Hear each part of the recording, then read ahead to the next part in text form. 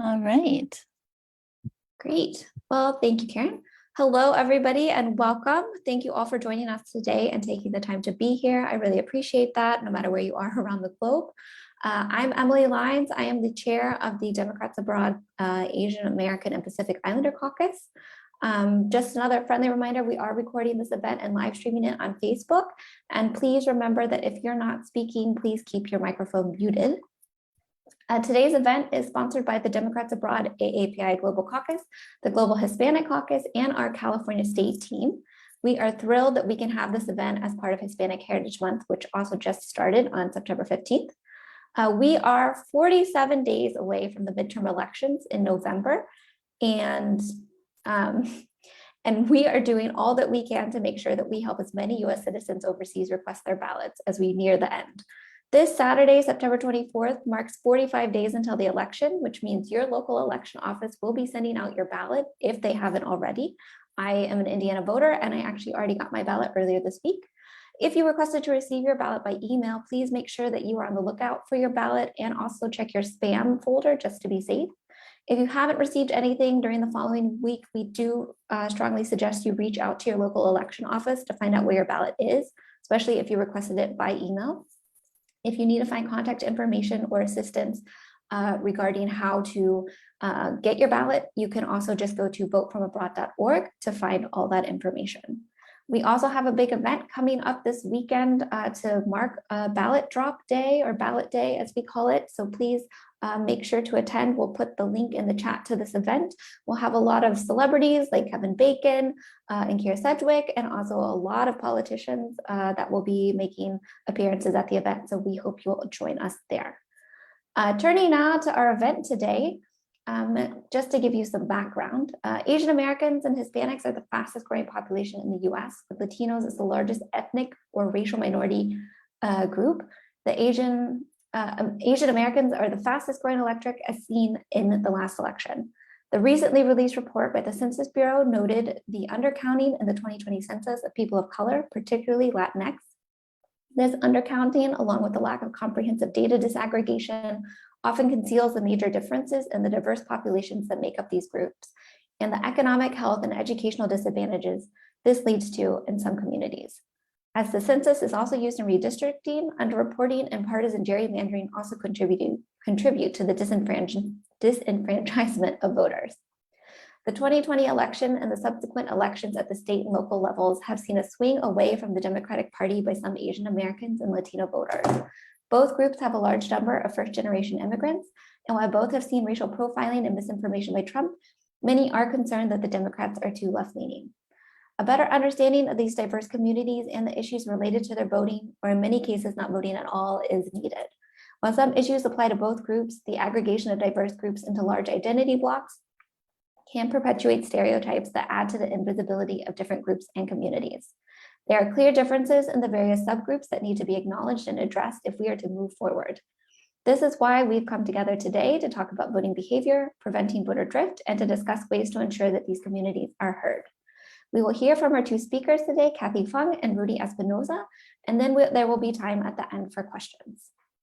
So now I would like to first introduce our first speaker. Kathay Feng is Common Cause's National Redistricting Director. She has led Common Cause's work to challenge partisan and incumbent gerrymandering through litigation, state-based organizing around ballot initiatives and legislation, and creating new platforms for community-based redistricting. As Executive Director of California Common Cause, she championed and won election and redistricting reforms, stronger government sunshine and accountability laws, campaign finance reforms, stronger net neutrality laws, and the voting rights of traditionally disenfranchised communities. She also led efforts that secured passage of California laws bringing online voter registration and same-day registration, called conditional voter registration, to the state. Before joining Common Cause in 2005, she headed the Voting Rights and Anti-Discrimination Unit at the Asian Pacific American Legal Center. She serves or has served on numerous boards, including the California Secretary of State's Advisory Committee on Voter Participation and Outreach, the LA County Human Relations Commission, and the Asian Pacific Policy and Planning Council. She is a graduate of Cornell University and holds a law degree from UCLA School of Law. Please join me in welcoming Kathay. Kathay, the floor is yours.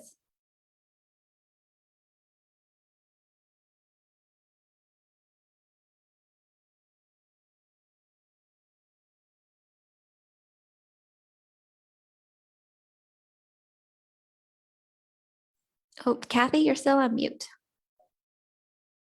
Thanks for reminding me. So I wanted to talk about how we build an inclusive democracy. And the only way to understand that is to start by asking who's excluded. Let's see if we can get my slides to work.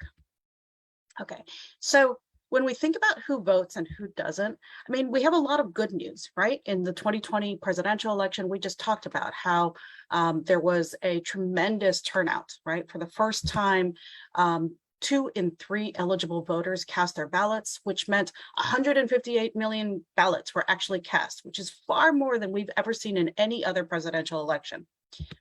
But what we also know is that only 2.6% were cast by Asian Americans, which means that based on the total population, there's a lot of people who are not voting. So let's talk a little bit about why that is. I'm going to talk a little bit about voter gap. I'm going to talk about invisibility, and then I'm going to talk about why things like election laws and redistricting matter. That's the thing that I do. So obviously, for me, everything is connected. These kids are, they include my daughter, but also her high school friends who just this week, because it is National Voter Registration Week, were out in front of their high school, which is 75% Asian American, about 25% Latino, out there registering people to vote. And one of the things that they found was lots and lots of people were super interested in registering to vote. They would approach the table, they would ask all sorts of questions, but they would also get a lot of people who would say, I can't. Why can't they?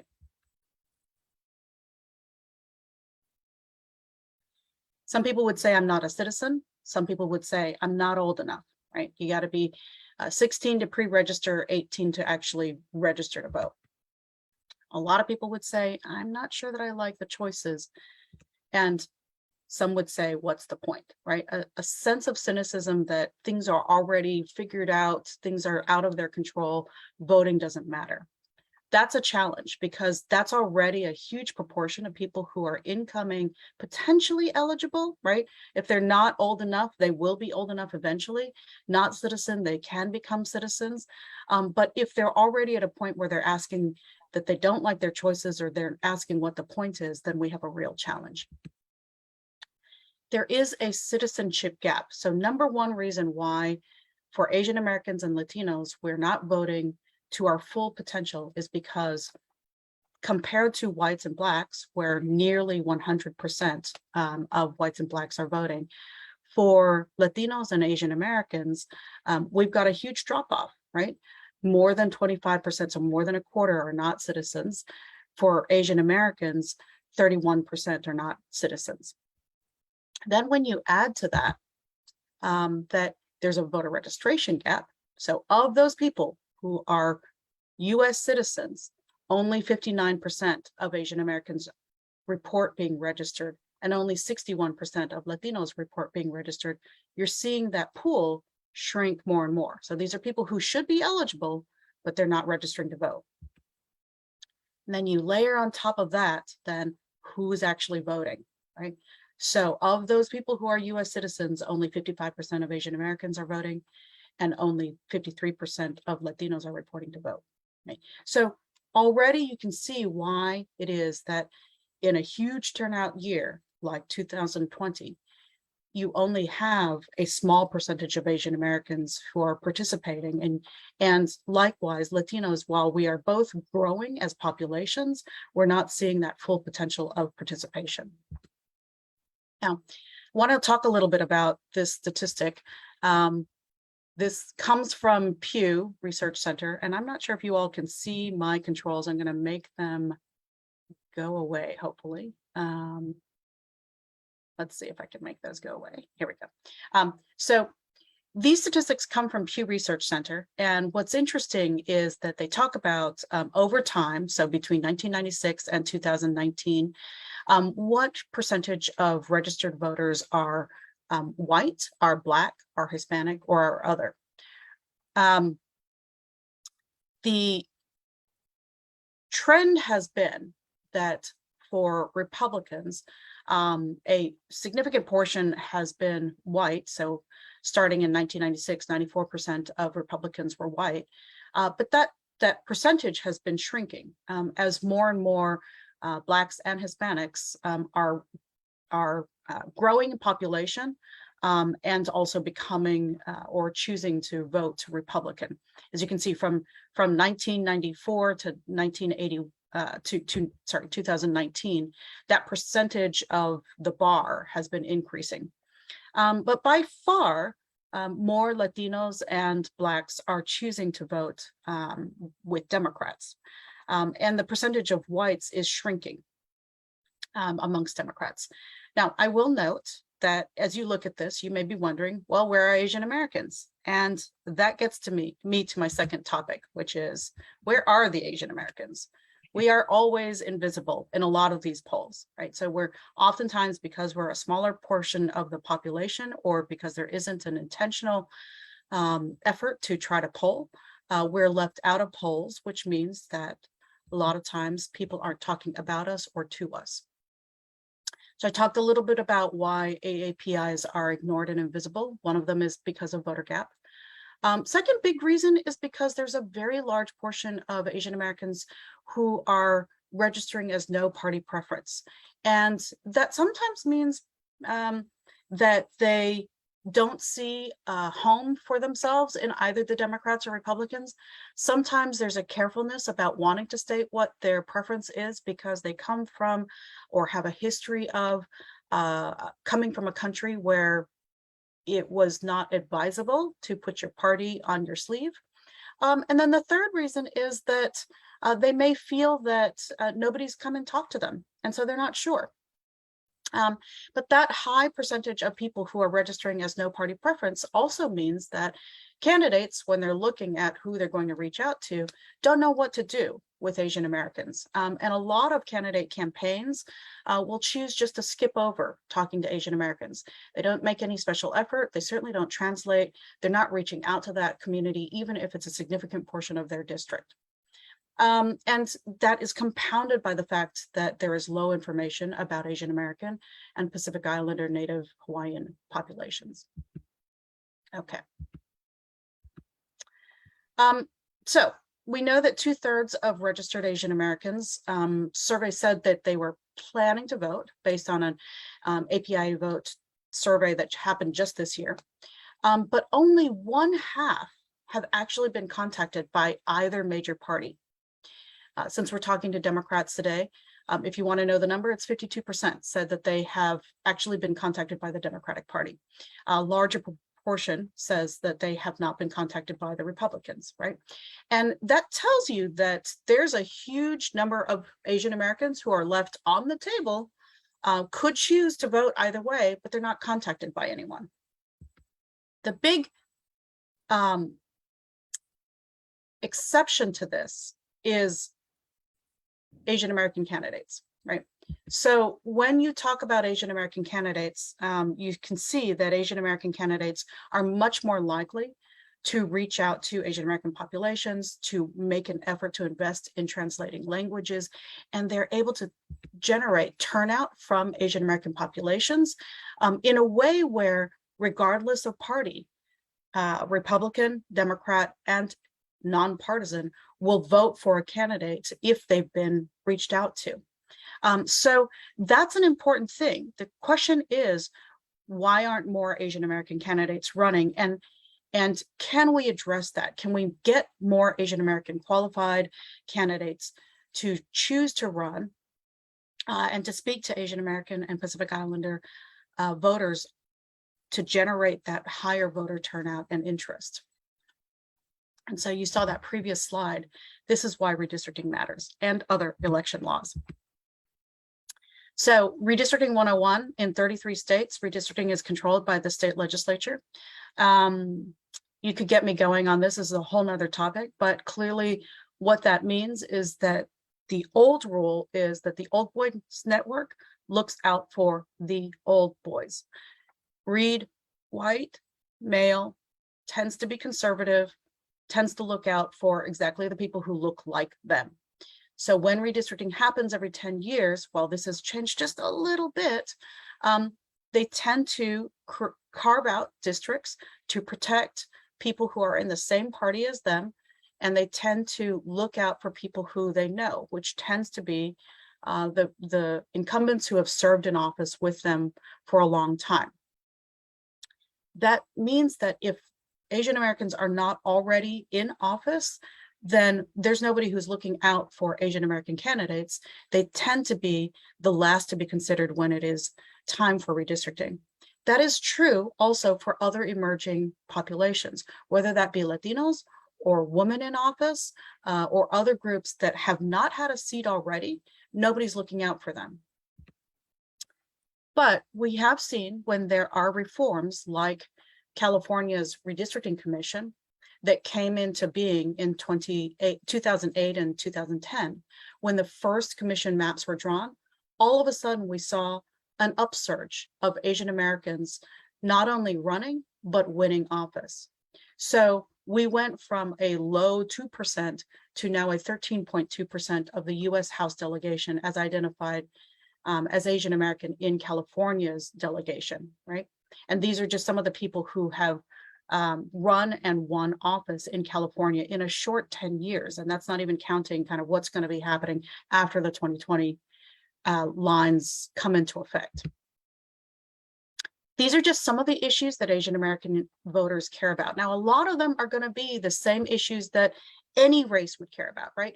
Who is not saying that healthcare is important, economy is important, crime is important, education is important.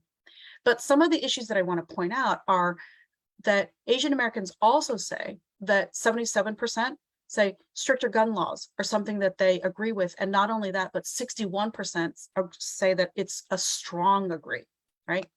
59% think that undocumented immigrants should have a path to become citizens. 66% say it's ridiculous to ban books and to ban lessons on racism. And 73% of Asian Americans worry about experiencing hate crimes, as we've seen that hate crime surge in places where there are large populations of Asian Americans. We think of Asian Americans as sometimes straddling between Republican and Democrats, but in fact, on a lot of issues, Asian Americans tend to lean towards the issues that Democrats would embrace. So 68% of Asian American adults believe that abortion should be legal in all or most cases. And in fact, that research was done by Pew Research, and it found that Asian Americans were highest amongst all groups. Okay, so I started with a picture of the kids. I'm going to end with a picture of the kids. This is the kids who organized, without any prompting from their parents, a rally to call for reproductive rights for young people and women, right?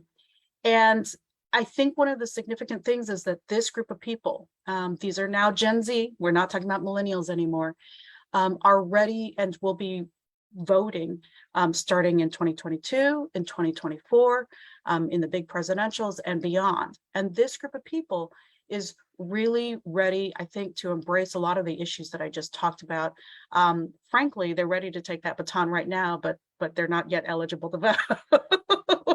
But I think that there's a lot of hope for Asian Americans if we think about that next generation. Thanks. Thank you, Kathay. That was really great and super interesting. I'm really looking forward to the question session in a minute. But right now, I want to hand it over to Cynthia, who is the chair of the Global Hispanic Caucus, to introduce our next speaker. Thank you, Emily. And yes, I am the co-chair of the Global Hispanic Caucus. I'm also serving as a translator, which is something that Kathay was talking about, the need to translate, so it's really good. And I would like to now introduce our next speaker, Rudy Espinoza Murray.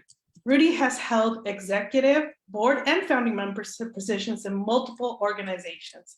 He has a strong background in grassroots organizing, most recently co-founding a large coalition of progressive groups to support federal, state, and local races. Through strong partnerships, his field office was responsible for more than 10 million calls to voters in key states. You need to come work for us, including Arizona, Nevada, Georgia, Pennsylvania, North Carolina, Iowa, and California during the 2020 election cycle. In 2021, following the 2020 census, Rudy was appointed to serve on the San Mateo County Redistricting Commission and was also appointed to serve on the Redwood City Redistricting Commission, where his fellow commissioners voted him as chair.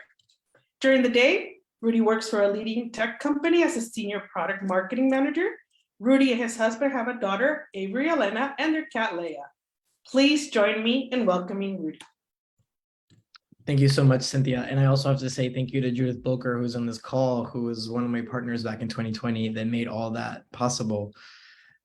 What Kathay was just presenting to all of you is one of the reasons why I was motivated to join redistricting commissions, as exciting as they sound. But it is absolutely necessary. So I have good news and bad news in the redistricting commissions that I was a part of. So I served in Redwood City's redistricting commission, as California has been moving over to districts, not only at the congressional level, but also all the way down to the city level, the municipal level, which may not be the case across the country, but the intention of that is to allow for communities to be able to elect the people that they choose. At the end of the day, that's what we want, is if there is a majority minority district, that we don't only see white folks in office, but that someone from that district is able to be competitive and be chosen by the voters. In the redistricting commission at the local level in Redwood City that I was fortunate to have chaired, we had 11 members in the commission.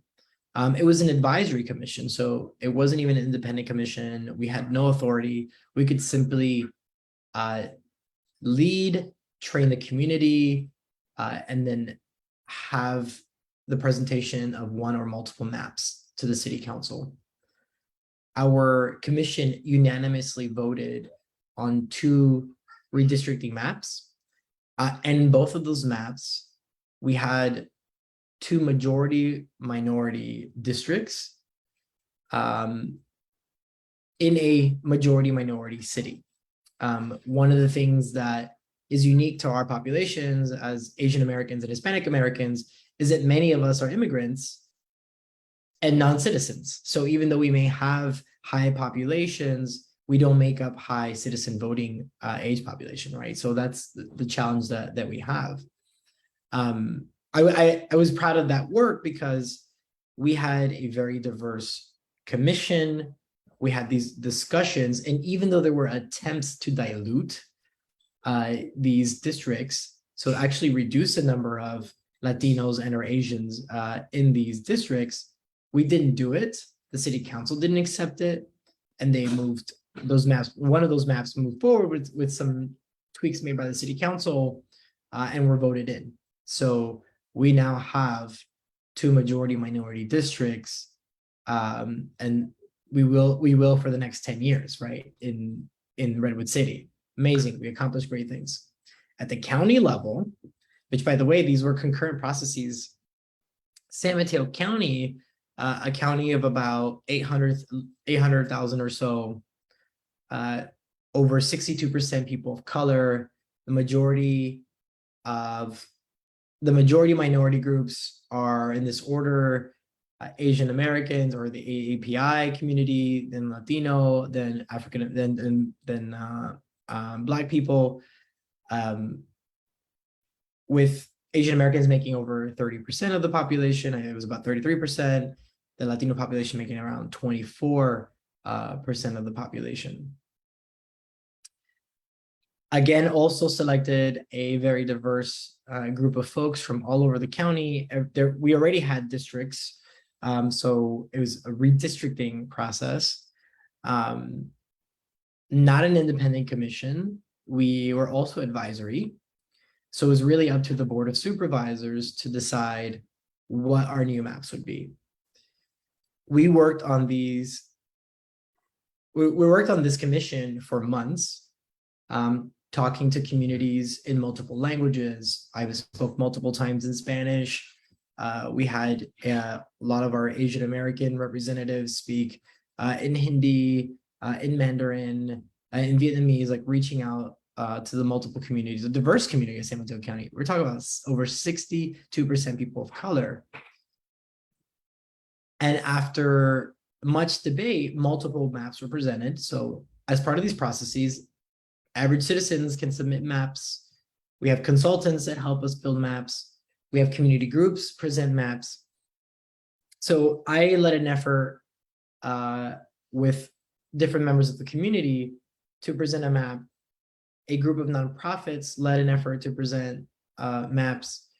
And then we had the consultant present maps. And the interesting thing about this entire process is that we had so much community feedback. I mean, for months, we tapped into, I mean, everything from handwritten notes from members of the community to people speaking in and giving public comment, to sending in emails. And one thing that was clear in the hundreds of messages that we received was that we needed to change our maps. We needed the districts to represent the people. One of the maps that I presented had 2 majority minority districts, which we did not have. We currently only have 1 majority minority district. So we were presenting 2 majority minority districts. And when it came to population, not voting age population, just general population, my map presented 4 out of 5 majority minority districts, with the intention that at some day, the children of these folks, or they would turn, they would either become citizens or they would become of age to vote across those 10 years, right? So it was kind of like future-proofing the districts so that we protect the majority or minority status of this county and that our districts would represent that. The commission voted to submit 2 maps. One that was presented by a coalition of nonprofits. One was a map that I was leading with different members of the community. And the irony of it all is that with all the public comment, with all the outcry and support, the Board of Supervisors voted to maintain a map that was the status quo, literally. They made minor tweaks for the population changes, and that was it. With absolutely no logical reason why, aside from very vague examples as to minor issues that one member of the community would speak up against versus the outpouring and like what the masses of people came out and said, right, were the issues with our map.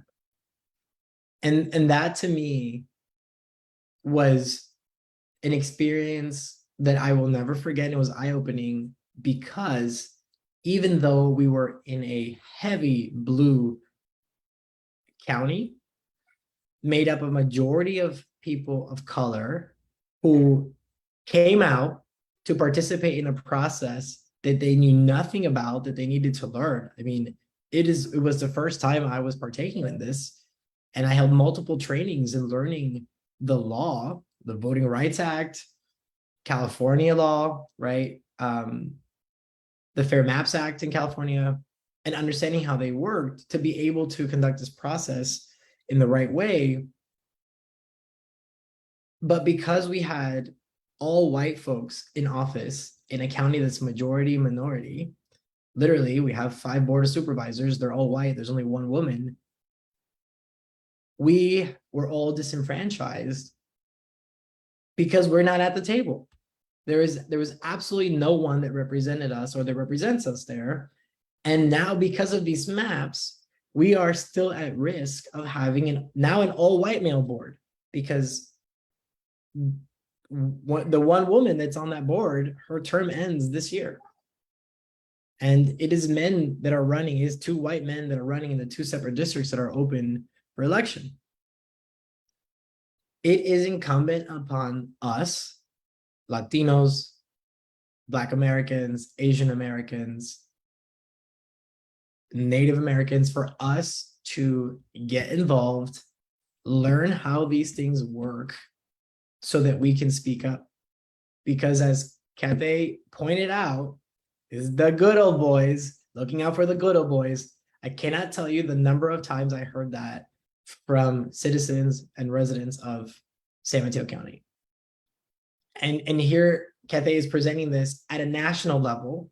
It is happening in mostly Democratic, capital D, districts as well, in places like as like in California, in San Mateo County, Silicon Valley, where you would think it's very progressive.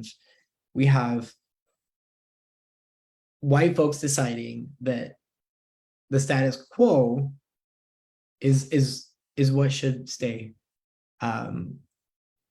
So with that, I want to talk a little bit about what's happening in the Hispanic or Latino or Latinx community, and sort of how it's been evolving since we last elected Obama. Because a lot of times the perception exists that Latino voters, because they come from immigrant families, because they're people of color, that they're more likely to vote Democrat. Generally speaking, that might be true, but there is this great shift happening in the Latino community. By the way, Latino community is made up of over 20 different origins. Like my parents are from Nicaragua, my best friend from high school, her parents were from Cuba. And now in California, my friends are mostly of Guatemalan or Mexican descent, right? And all of us speak Spanish differently. We eat different foods, even though we share a lot of the same music, but we're not all the same. And that is something that the Democratic Party has to recognize if we are going to win elections, especially elections like the one we're facing this year in November at a federal, state, and local level. So to give you an example of what's happening, when we voted in Obama in 2012, his re-election, and Hillary Clinton, they won the Latino population with 40 plus points over the Republicans. So Democrats won over Republicans in the Latino population by over 40 points. For Biden, we won only by 20 points. So Republicans have managed to eat at half of the margin of Latinos voting Democrat over Republican in just a few years. And that is scary. That should scare us, because without the Latino vote, Democrats are never going to be able to win back Florida. They're never going to be able to flip Texas. And if we aren't able to flip these states, then we have problems winning general presidential elections moving forward. So that's something that we need to consider. So what about the why? Like why are some of these things happening? Well, the Hispanic population has a huge working class like subgroup within the Hispanic, within the Latino population. And one of the things that we saw was that whether he was responsible for it or not, we saw our economy do better in the Trump years, right? So after Obama saved our butts, let's be real, after the Great Recession happened right when he started, and during his leadership, we saw our economy get back on its feet. A lot of the messaging that Republicans were putting out was the economy, economy, economy. And look how great the economy is, right? Then we hit the pandemic, things changed. But that's something to be concerned about, because when Biden took office, we saw a huge dip in the stock market. We're seeing huge issues with inflation. Again, I'm not blaming Democrats. What I'm saying is that the perception that exists right now is that, you know, it's a Theo Biden that is responsible for the situation that we're in. The other is that there was this like machismo that's tied to Trump, and how that resonated with Latino men with Latinos, and I say Latino men because some people don't know that Latino in Spanish refers to men, but also refers as plural the entire community. So I'll say Latino men. And that is a little scary because one of the first things that Trump said when he started running for president for the 2016 race was how the worst of us were coming over, right? Rapists and drug dealers, et cetera, et cetera. But there's this little thing happening in the Latino community where we're pulling the ladder from under us, right? Like those of us that are here, we made it, we're doing well, and then there's no more room. And I say that comfortably because that's the crap my brothers are talking about. Even though my parents were political refugees from Nicaragua, exactly like our Venezuelan brothers and sisters that are coming here escaping communism from Maduro, they were making comments in agreement with Ron DeSantis's actions. By the way, I'm originally Floridian. I grew up in Miami, and here I am hearing my two brothers say this when our parents escaped communism themselves, and which allowed for us to have been born and raised in the U.S. So it is scary that this rhetoric exists and this acceptance of the current treatment or scapegoating of immigrant people, specifically Latinx folks that are coming in, seeking a better life. Which, by the way, they're not seeking handouts. They just want a decent job, to live in a safe place, to raise their families.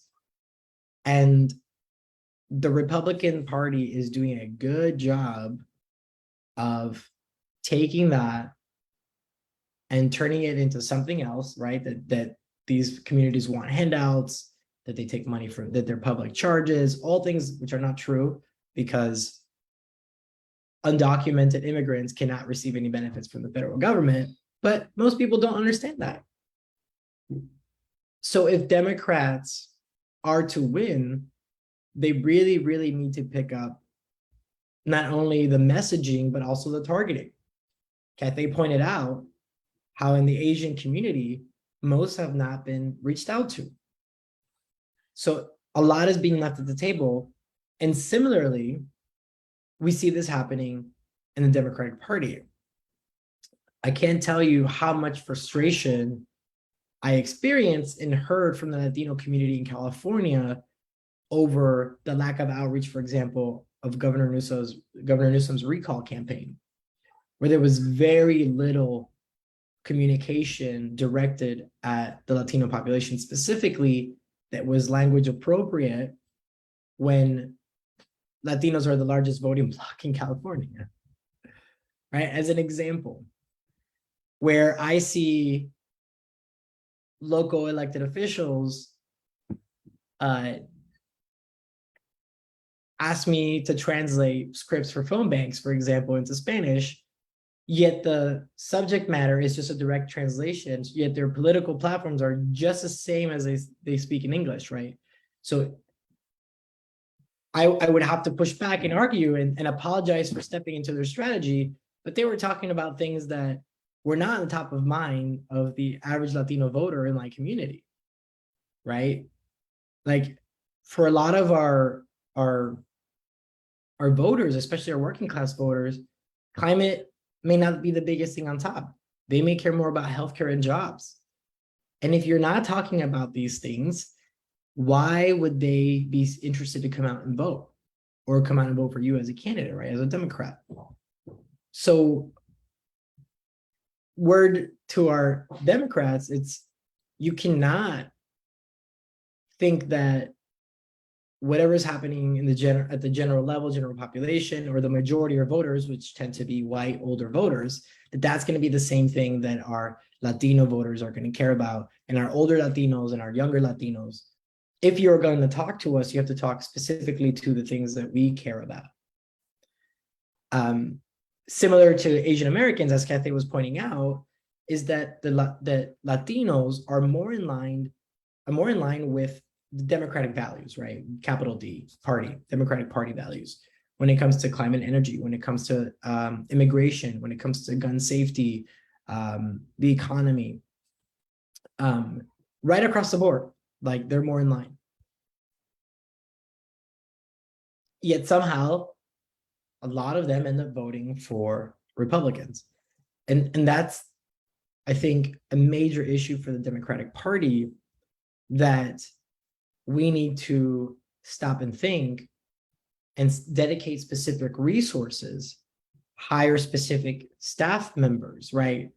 Get involved, like working in partnership with organizations that are in touch with the communities, that know what the issues are, that know how we talk about the issues, that understands the nuances between a Mexican American, Nicaraguan American, a Salvadoran American, and Guatemalan American. Because there are differences and there are nuances, and they do matter. So I just wanted to share that, because everything Kathay was sharing, we are witnessing it at everything from the local level all the way up to the federal level, right? When we think about congressional races, all the way down to even county and municipal races, where the ability to be represented, the ability for us to elect our representatives are at risk everywhere, even in blue counties, because many times white folks do not want to cede control. White folks in power see districting as a way of losing power, when in fact it's about sharing power. And a lot of folks do not understand that. And I always like to tell people, power, it's not pie. There isn't a finite amount. We can all have some, we can all share some.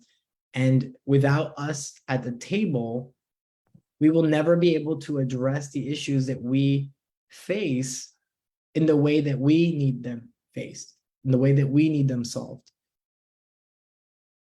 So I want to thank Democrats abroad. By the way, I lived abroad for a while. I spent almost a decade abroad, living in India and Chile, Nicaragua and Mexico for work. And I was part of Democrats abroad. And I always felt like getting the emails from Democrats abroad just kept me connected to what was happening. So I'm really grateful for all of you that are taking leadership roles in this organization and keeping us voters that, don't reside in the US, in connection to what's happening in the US. So thank you. And I appreciate the invitation to be here. And Kathay, thank you so much for that presentation. It is eye-opening, and it should be scary for us, and it should put fire under our feet for us to do something about it.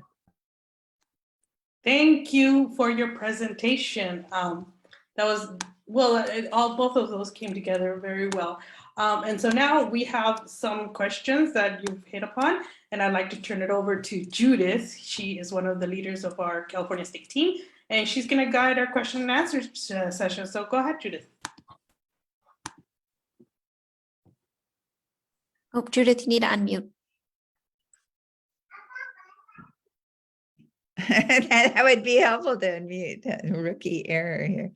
All right. Well, thank you so much, Kathay and Rudy, for your really in-depth presentations, and really eye-opening as well. So my first question is going to be addressed to Rudy, but I want to remind everybody, if you do have a question, please put it in chat. So I heard what you talked about, and it really resonated how important it is to include the diverse population of communities at the table so they have a voice.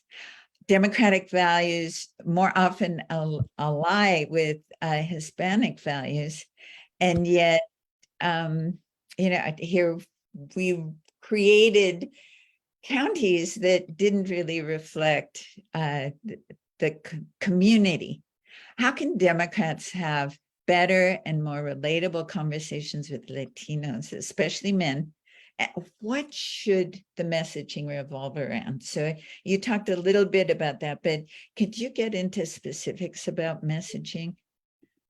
Yes, I think that and one of them is that the messaging, when we talk about being specific, is not talking about like climate and energy, for example, or climate change, but instead understanding what are the issues that are impacting the specific community.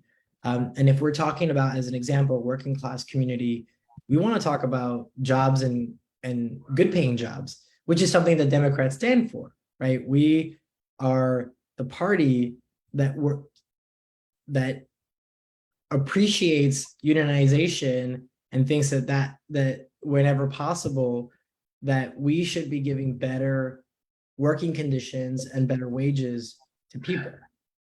You probably aren't going to hear a Republican saying that, right? That you're not going to have big business-backed Republicans talking about how, Starbucks workers should be unionizing, or Disney employees to be unionizing, right? These are like service people, working class people. And I think that is what's missing in messaging towards the Latino community, are the issues that specifically speak to them. When we even talk about immigration, the views on illegal immigration and legal immigration, surprisingly to Latinos, are not what people may think. Most Latinos are for legal immigration, and there's a 10 percentage point difference between those two, legal immigration and illegal immigration, how they're perceived by support from Latinos. The majority of Latinos do not support illegal immigration. Latino voters, right? So these are citizens that vote. And if you don't understand that, then you got a problem, because if you are putting illegal immigration at the front of your messaging to the Latino community, you have a 10-point gap there versus talking about legal immigration. The other thing is a lot of people don't understand immigration in general, where you can land in the US and claim asylum and go through a legal route, right? Versus coming to the US, not reporting to a government office to let them know that you have crossed the border and you're claiming asylum, and that you can try to enter, the underground workforce, and you're an illegal immigrant, right? But someone who enters a country and claims asylum then enters the legal process. Most people don't know that. These are the things that we need to be talking about. We need to be talking about how undocumented or legal immigrants don't have access to federal funds, but they work and they pay taxes and they're not public charges. This has been studied, right? These are the things that we need to talk about that people do not understand. And I think that if we are to, sorry if you hear my daughter in the background. So if we are to win over Latino voters, we have to understand the things they care about most, how they view those things, and how they're in line with democratic values to win folks over. And that is a major challenge, Bruce. Yes, exactly. Without that understanding and that level of nuance, it is very difficult to win folks over. And for that big voting gap, right? We are not convincing people to get their butts off the couch to vote, because we're not talking about the issues they care about in the way that they care about. Rudy, thank you so much. Corey, could you please ask your question? Sure, thank you. Yeah, this is Corey Lemke. I'm calling in from Seoul, South Korea. And just kind of a fact, since we're all fact trapping here. Actually, I think Seoul, South Korea has one of the largest Korean American populations in the world, one of the largest concentrations of Korean Americans anywhere else in the world, even in the United States. And I guess, yeah, I'm kind of processing Kathay's presentation and things like that. We have a really great team of Asian American organizers here in Seoul, really trying to get out the word to Korean Americans about voting back in the States. But, I find myself very often disappointed with these sorts of statistics, because we hear it all the time, like reach out, we need more people reaching out from the parties to Asian Americans and Korean Americans specifically in our context. When I talk to voters here, there seems to be, it is different. And I think it touches on Rudy's point about messaging. But there seems to be something else going on, in my opinion, about there seems to be a structural barrier with Asian American voters and accessing voting, and the way they even talk about it. And we talk about it, I guess. It seems to be different than reaching out to white voters. This is the other major constituency here. I wonder if Kathay, maybe first, but or also Rudy, could talk about that. I mean, what do you think at a micro level? What are those barriers? And if your research, your experiences have informed that? Right. I feel like this is a little bit more experience than research. Here's what I know. Having volunteered on people's campaigns, having been part of efforts to try to reach out to different populations. What I know is that there's a universe of people who are full-time consultants on politics. That's what they do. They go from one campaign to another. And around, January of every year, there's a little bit of a shuffle, right? They're trying to figure out like what candidate are they going to support? Who are they going to lean in on?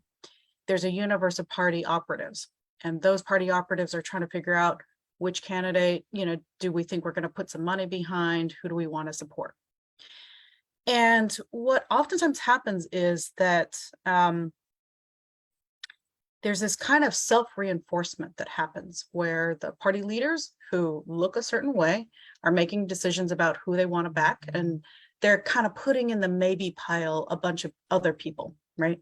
And the campaign operatives are saying, well, let me tell you what works, right? This is the campaign plan that we should follow. When we mail, because you only have this amount of money, we're going to mail to the people who vote 5 out of 5 elections. And we're not going to talk to the people who vote only 3 out of the 5 elections, or only 2 out of the 5 elections, right? Well, this is not a structural thing, but it is an institutional problem.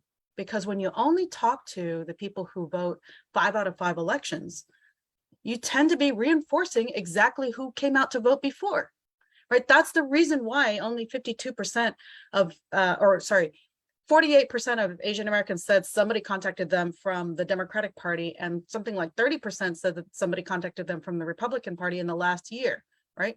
I guarantee you, if you are a white voter and you're regularly voting, and we saw the numbers, right? The numbers are, most of them are citizens, and most of them are registered, and most of them are voting, like a significant portion, right?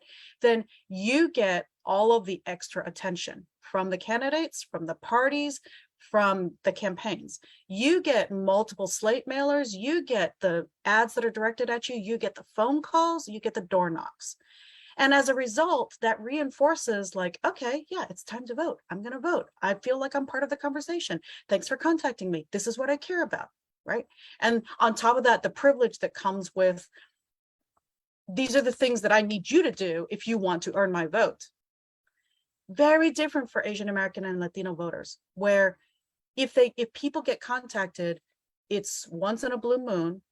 It may or may not be in their language, and nobody's helping them along the way to be part of the process, to be part of the conversation. And what I'd say is, for Asian Americans, I think of this as a long-term investment, okay? My aunt, who has lived in the country, in the US for now, I would say 3 decades, took her a very long time to finally be convinced to take the citizenship test. And I had to record on cassette tapes the 100 most commonly asked questions and help her pronounce the name of the governor at the time, who was Schwarzenegger. Imagine if you don't speak English trying to remember these names. And I had to transliterate it from English to Chinese. Then it said, it's like 说是那个, And so you had to really help people step by step become citizens. And when they become citizens, they're so interested in it. And if you stick with that conversation, then they become registered. And if you stick with that conversation, then they come out to vote.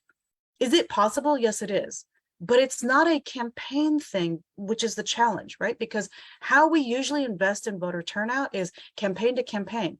So every year or every 2 years, you know, we dump a lot of energy into getting people out to vote, but we're already focused on the people who are already at the front of the line.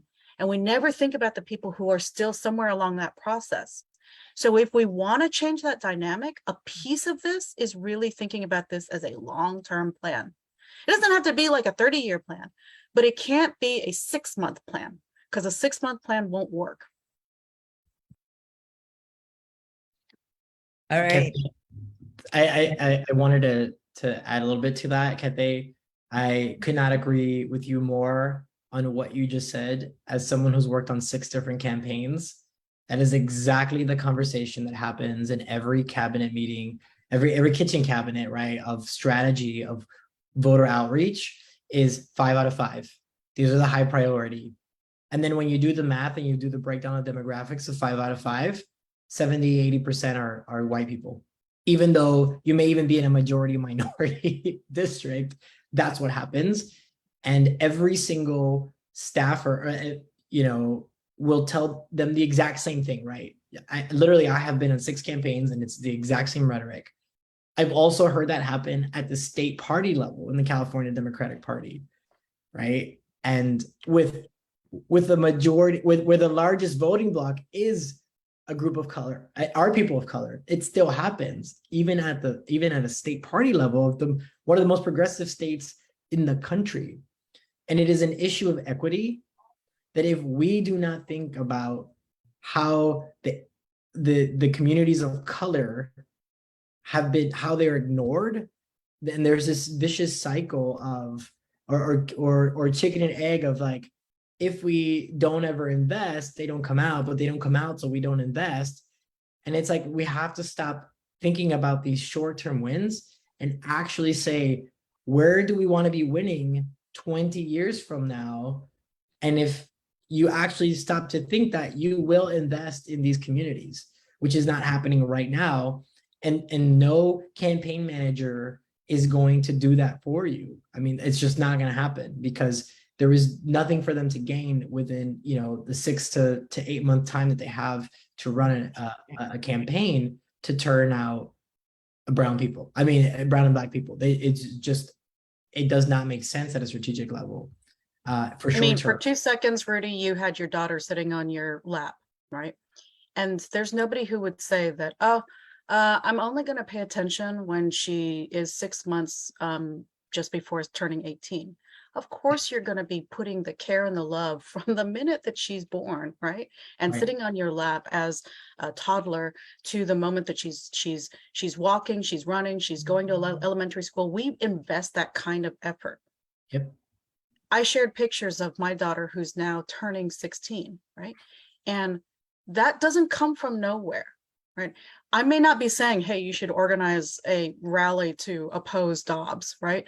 But there's a lot of investment that happens up until then that gets her to be a thinking and participating individual who then, when a case like Dobbs comes down, says, oh, hell no, we're not going to stand by, right? That's what we should be thinking about. And so the investment, Corey, I'm excited that you're talking to Korean Americans and the diaspora of Asian Americans.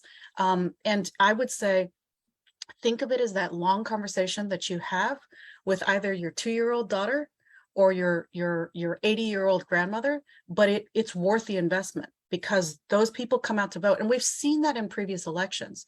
It's just that we sometimes forget that a conversation you can't just pick up, 2 weeks before election day and wonder why people are like, what? You want me to do what? That conversation has to be longer. What a great conversation this is. And it's clear investment needs to start early and continue.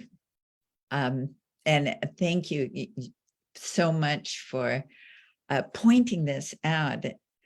Bruce, could you ask a question now? Judith, I agree with you. This is a very compelling and has my wheels turning quite a bit. I have kind of a two-pronged question for both of our great speakers. First of all, in recent election cycles, and especially this one, do you see any campaigns that seem to be getting it more right? Or Questions. so that we can learn from their experience. And it seems to me what you're saying is, though, that it's not really individual campaigns. If it's a long-term process, then it has to be the Democratic Party that makes investments. And I'm wondering if you focus on that, what might be the 2 or 3 main recommendations you have for us Democrats in the long term to get it right? Great. I do think that there are examples of campaigns that are doing it. I'm seeing it at the local level here in California. And when I think about them, they're actually Latinos, right? And they know that they need to talk to their community. And that's part of, not seeing yourself represented. It makes it difficult for folks that don't see themselves represented to run for office, to come out and vote. But those few of us that do step up to run, like when you think about like Rudy Salas in the Central Valley in California, when I think about Noelia Corzo running for supervisor as the only woman of color running for, or person of color running for supervisor, these campaigns are focusing on actually winning Asian Americans, Latino, and the Latino communities, because they recognize the importance of seeing themselves reflected, of folks seeing themselves reflected in the people that are running, and also campaigning in the language, right? Like Noelia Corzo, she is working on Mandarin language mailers, for example, to target the Chinese immigrant communities in San Mateo County. She's reaching the 5,000 households in Spanish in her district, and knowing that is happening, I think is going to hopefully change the mindset going forward when people see that is a winning strategy. 4, 8, 12 years from now, that they will repeat that and continue speaking to those communities, and hopefully in a more thoughtful, strategic way. So I think that we need to highlight those few examples that we do see. We need to share those stories, and hopefully they're winning stories, so that other campaigns can actually stop and think, where we don't have a Latino or an Asian American or a Black American at the table to say, hey, look at that campaign, look how successful they were, look at what they did. This is a strategy they took, which is different than just the 5 out of 5 voters, right? Because literally, like when Kathay said that, I wanted to laugh, because it's like, that's exactly what I've heard in every single campaign I've ever volunteered on, is exactly that. High propensity voters, 6 voted 6 out of 6 or 5 out of 5. And they just left us all out because we don't always vote. I was one of those people, 15 years ago. I was one of those people that I would only vote on the presidential. I wouldn't really pay attention to the midterms, for example. So I wouldn't have been one of those 5 out of 5. I am now because I know better, and I will teach my daughter that. But I wasn't taught that, right? Like that's not something that was encouraged in my household, from a family, like from an immigrant family that only spoke Spanish at home. I was not taught that. So we need to be the drivers of the change. No one's going to do it for us. Interesting. Kathay. Rudy, it's such a pleasure to meet you. I feel like we're children who might have been separated at birth. 'Cause everything that you talk about, I'm like, oh my God, I need to talk to you offline about all these things. So let me just say that I can't talk about what campaigns are doing because I work in the nonprofit world, right? But what I can talk about is maybe 3 ideas that we can invest in. And everybody should be doing this, right? If you care about kind of turning out groups of people who there's clearly untapped potential, as you saw from the numbers, right? What should we do? So the first is relational organizing. Just a fancy word to say the thing that I think most of us do, right? So the first time that you talk to somebody should not be when you're just knocking on their door or randomly calling them. If you are active within your community, right? It is the thing that Susan Takao, the reason why she couldn't be here was because she's going to somebody's 50th birthday party, right? For me, it is because I was active in my daughter's elementary school. And every time I went to the front desk, there would be another parent who didn't speak English. And the front desk staff would turn to me and say, could you translate this? Because nobody's talking to them. And over time, right, that becomes a group of parents who I've slowly pulled in to become more active within the school because they always felt like they were left out, right? And over time, we pushed for there to be front desk staff who spoke a second language.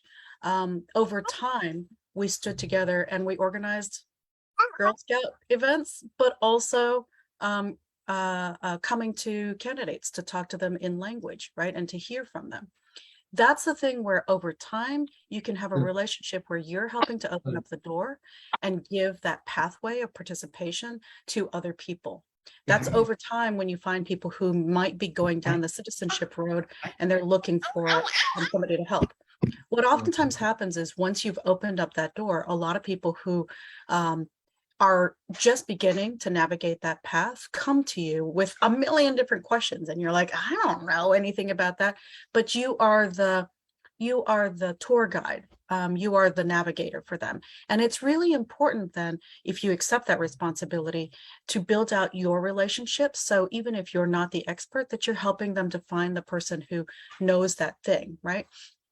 Because 10 years later, 20 years later, when it comes to other important issues, you've still got those relationships that you can kind of pull on. So that's number one. That's obvious, right? Because we wouldn't be here if we weren't doing relational organizing. I think the hard thing is for campaigns to understand that, because remember, campaign consultants jump from one campaign to another. So they don't have any relationships. They're just looking at lists and numbers, right? So it's to bring that to the forefront. We know that when we organize volunteers, you can't just ask a volunteer to come. You actually have to sort of say, hey, Susie, remember last time when we worked together and that was really fun, and let's keep going and let's do something else. And by the way, can I bring you to coffee? Second thing, long-term redistricting. We said it before. Rudy just gave you a good story and a bad story, right? One where there was success in Redwood and bad story that happened at the county of San Mateo. And if we really want to change this process, then people like Rudy, who have taken a step into the deep end of the pool, right? What we now need to make sure of is that every step of the way, that redistricting process, the next time around that it happens, that the maps, the testimony that is given by the communities and the maps that get presented by people, that they're actually heard. So it may be pushing at the local level to turn those things from advisory to actual decision-making independent commissions. It may be making sure that when Rudy participates next time, he's not the only Latino on that commission, that there's a bunch more people who said, oh my God, I was so inspired. But Rudy finds the other people who came to testify and says, hey, next time, can I get you to put your name in the hat, right? Maybe it is really setting up the groundwork for people who have gotten the bug to make sure that they keep developing those skills and they get pulled in. If you've got 50 people testifying about redistricting, you should be looking through all those lists and saying, how can I stay in touch with some of you? Because that's crazy. For you to cross over from being a normal human being to actually caring about redistricting means that you've got a little bit of that political bug. You care about your community, you care about the politics, you care about outcomes of elections. And so that's a prime candidate to kind of reach out and bring in and do some of that relational organizing. And then the third thing I would just say is we have to keep investing in that next generation. I keep seeing Rudy's daughter pop in and out. And truth be told, both Asian American and Latino populations have a high percentage of people who are under the age of 18. Now, that is both a too bad for 2022, but a huge potential for 2024, 26, and so on and so forth. That is the demographic shift. But unless you're investing in relational organizing and you're creating institutions that are ready to receive that demographic change, that generational shift is not going to be able to meet its full potential. So we need all three things. thank you both for your insightful answers to these questions. And it looks like the Democratic Party has a lot of work to do ahead of us. I want to hand it back to Emily now. Thank you, Judith. Then thank you everyone for participating. Just to be respectful of everyone's time, I know we could go on about this and have a great conversation for hours to come, but I would like to go ahead and wrap up today. So I want to thank Kathay and Rudy for taking the time, also for getting up early to be here and to share your work with us and your insights. I also want to thank the Global Hispanic Caucus and the California State team for supporting this event. And also thank you to Karen Frankenstein for helping with tech today. For those of you who are overseas Americans, not yet members of Democrats Abroad, please consider joining DA and becoming a member of one of our caucuses or state teams. We need all the help we can right now to reach everyone to tell them to vote. If you want to get involved, we have an easy way to do it. Please sign up to phone bank with us. We have tens of thousands of voters who are registered Democrats living abroad who we are trying to reach, and we won't get it done without any more callers. People we reach when we phone bank are more likely to vote. We need to reach as many of them as we can to win elections so that Democrats can pass laws for positive change. You can visit our website to learn more about phone banking. I will put that link in our chat. We also have a list of various things you can do to help get out the vote besides phone banking. So please take a look at this list as well. There are many, many options. The first, of course, is making sure that you yourself have your ballot requested for November. We can also support Democrats Abroad by making a financial donation. Without those financial donations, unfortunately, we can also not do our work. This also really goes to help covering our phone banking costs that we are racking up right now. We have many more events coming up this year, including many events from our state teams. They will be speaking to a number of candidates that are running for election this November. So please make sure to take a look at our website to see what's going on there, and also the upcoming event this Saturday for our ballot day, as we call it, because on Saturday, this is 45 days out from the election. That is when local election offices are required to start sending out ballots. So if you requested your ballot by email, especially, check your inbox that day. Hopefully you'll have a ballot in your mail, if not before. And if you have any questions about your ballot or have any problems along the way, just go to votefromabroad.org to receive assistance. If you have questions about requesting your ballot, you can hang on the call for just a few minutes afterwards. We're happy to answer any questions you have. But for now, I want to thank everyone for attending. I look forward to seeing you at a future event. And again, thank you for taking the time to be here, and to our speakers. And I hope everyone has a great rest of their day. Thanks so much.